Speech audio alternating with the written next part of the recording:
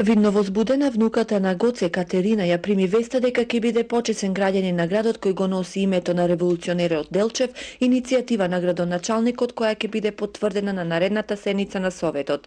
Внуката на патронот на Делчево како почесен гостин на одбележувањето на 65 годишнината од ослободувањето на градот порача овој ден да биде молитва за остварување на идеалите на Гоце за Македонија, но ни солзи потсети после покојниот претседател Трајковски конечно се сетила Македонија дека е таа уште жива. Големо задоволство да бидам поканена за втори пат во тој град.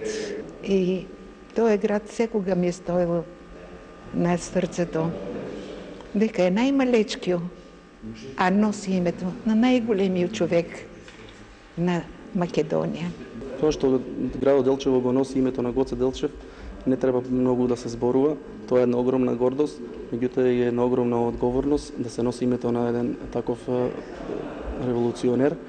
Секако, поради таа обврска и обврската што си ја преземаме према господјата како Катерина, како внука на Гоце Делчев. 86 годишната старица со богат дух, достоинствена и покрај животната голгота изрежирана од политичките услови по војната, учесник во НОП, секретарка на Ченто, прва учителка во Штип, денес живее сама во Благоевград со 170 лева месечно, болна и заборавена. Книгата за незиниот живот, слики од Гоце, од неговата мајка и браќа ги подари на Делчево. Там ме примеха като девојчето од Македонија, дека огин излегува под нозите, а они не знаеха оти во мојата душа. Огин ми гори од Македонија.